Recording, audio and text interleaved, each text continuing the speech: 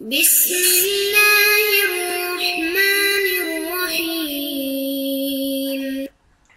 الحمد لله رب العالمين والصلاة والسلام على أشرف الأنبياء والمرسلين أما بعد فأستعيذ بالله من الشيطان الرجيم بسم الله الرحمن الرحيم. السلام علیکم ورحمۃ اللہ وبرکاتہ. عزیز طلبہ کرام، امید کرتا ہوں احباب خیر سے ہوں گے. انشاءاللہ آج ہم تفسیر جلالین کے درس نمبر 210 میں سپارہ نمبر 18 سے سورہ نور کی منتخب کردہ آیات 46 اور 47 کو پڑھنے کی سعادت حاصل کریں گے، جن میں کلام باری تعالیٰ و کلام مفسر کا ترجمہ ہوگا، ربط و تعلق آیات کو ذکر کیا جائے گا. کلام مفسر کی تشریح و توضیح کرتے ہوئے دیگر مفسرین کرام کے اقوال ذیشان کو ذکر کرنے کی سعادت حاصل کریں گے. تو آئیے طلبہ کرام بلا تاخیر بڑھتے ہیں اپنے آج کے درس کی طرف. بسم اللہ الرحمن الرحیم. رب تعالی نے ارشاد فرمایا، لقد انزلنا آیات مبینات واللہ یہدی من یشاء الی صراط مستقیم. آئیے طلبہ کرام سب سے پہلے ان آیات مقدسہ کا ماقبل آیات کے ساتھ ربط اور تعلق جان لیتے ہیں. علماء و مفسرین کرام فرماتے ہیں کہ پچھلی آیات میں اللہ تعالیٰ نے اپنی دنیاوی نعمتوں، بادل، بارش وغیرہ، جس کو چاہتا پہنچاتا ہے، جس سے چاہتا ہے پھیر دیتا ہے، ان چیزوں کا ذکر فرمایا. اب اس آیت مقدسہ میں بیان کیا جا رہا ہے کہ اللہ تعالیٰ اپنی اخروی یعنی صراط مستقیم کی نعمت ہدایت والوں میں سے جس کو چاہتا ہے دیتا ہے، جس سے چاہتا ہے پھیر دیتا ہے.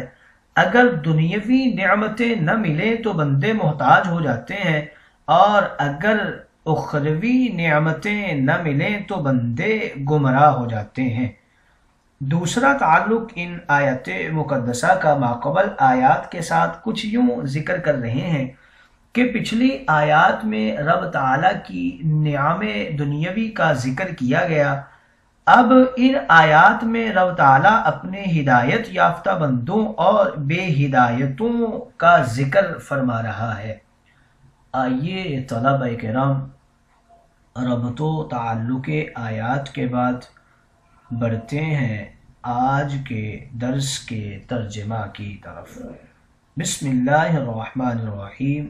رب تعالیٰ نے ارشاد فرمایا، لقد انزلنا آیات مبینات واللہ یہدی من یشاء الی صراط مستقیم. اور بلا شبہ ہم نے واضح کرنے والی آیات نازل کی.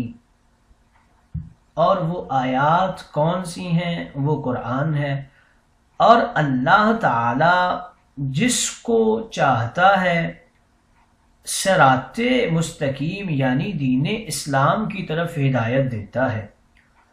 وَيَقُولُونَ اور منافقین یہ دعویٰ کرتے ہیں، آمنا صدقنا باللہ بتوحیدہ، کہ ہم اللہ پر اور اس کے رسول پر ایمان لائے، یعنی ہم نے اللہ کی تصدیق کر دی، اس کے واحد ہونے کی، اور اس کے رسول کی بھی ہم نے تصدیق کر دی.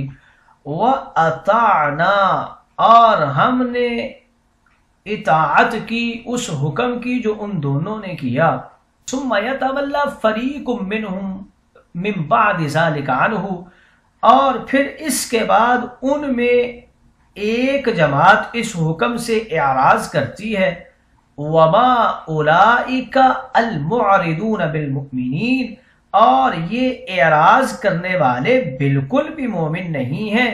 الْمَعْهُودِينَ الْمُوَافِقُ قُلُوبُهُمْ لِأَلْسِنَتِهِمْ یعنی ایسا عہد کرنے والے نہیں ہیں جس میں ان کے قلب و لسان کے اندر مطابقت ہو، یعنی منہوں سے کچھ اور کہتے ہیں، دلوں میں نفاق لیے پھرتے ہیں. آئیے طلبہ کرام ترجمہ کے بعد بڑھتے ہیں آج کے درس کی تشریح و توضیح کی طرف.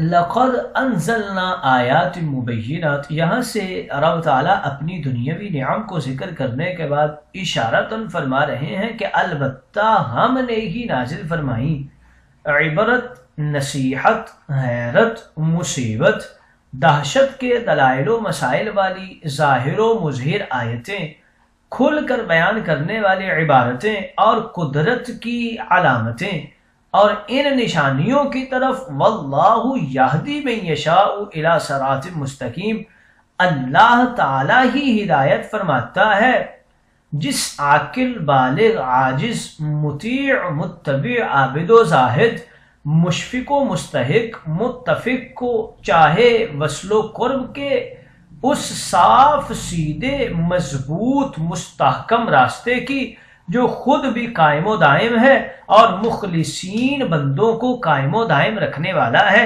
یعنی رب تعالیٰ ہی صراط مستقیم دین اسلام کی جسے چاہتا ہے ہدایت عطا فرماتا ہے۔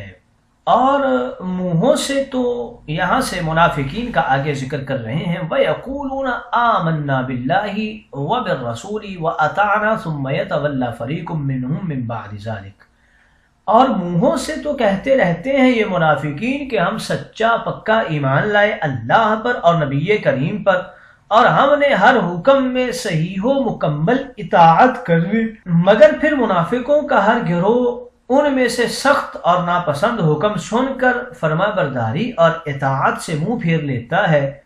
اے مخلص ایمان والو، تم ان منافقوں کی زبانی باتوں پر اعتماد عقلی اور بھروسہ قلبی نہ کرنا، ان کی یہ سب باتیں اوپر سے ہیں، حقیقتاً یہ لوگ دل و دماغ سے کبھی بھی مخلص مومن نہ بنے تھے شروع دن سے، اور نہ ہی یہ اندرونی طور پر دین والے ہیں، بلکہ یہ تو بے دین ہیں۔ اور یہ یہودی منافق اپنی پرانی یہودیانہ مکاری اور فطرت خبیثانہ کے مطابق ایک منصوبے کے تحت ظاہراً اسلام میں داخل ہوئے ہیں، اس لیے کہ مخلصوں کو اسلام سے ورگلائیں، نو مسلموں کو بہکائیں اور خواہش اسلام لے کر آنے والے مسافروں کو اسلام سے بھگا دیں۔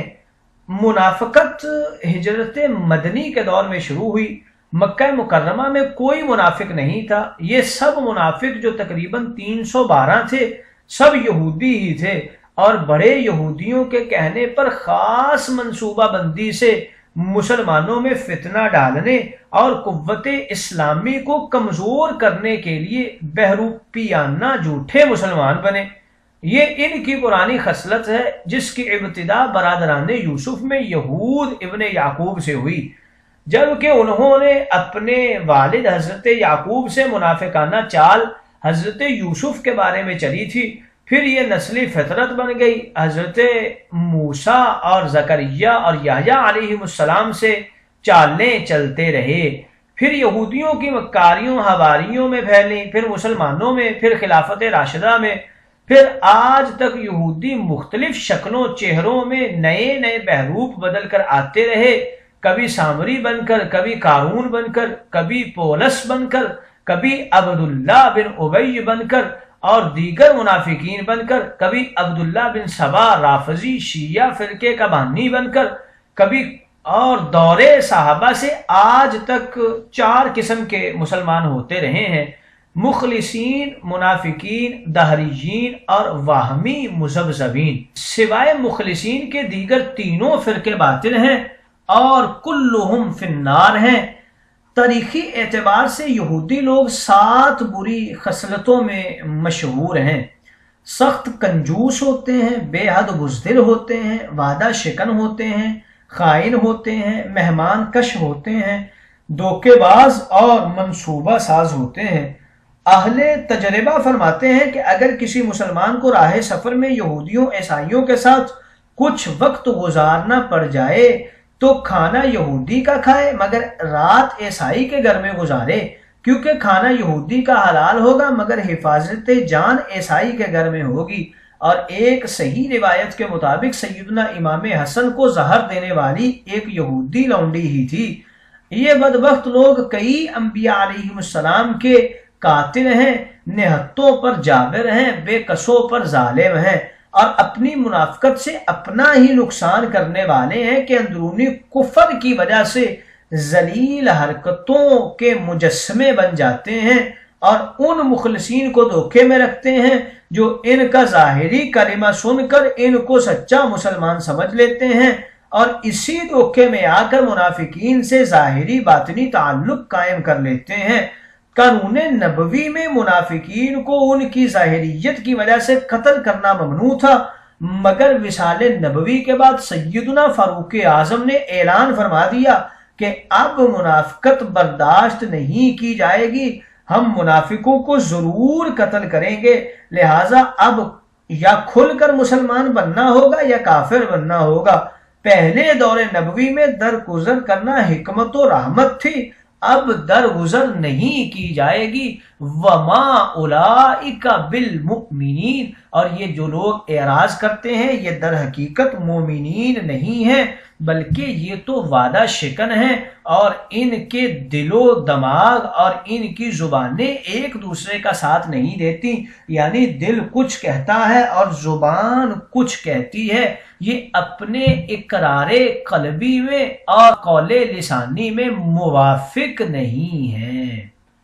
آئیے طلبہ کرام، ان آیات مقدسہ میں مفسرین کرام کچھ اقوال کرتے ہیں۔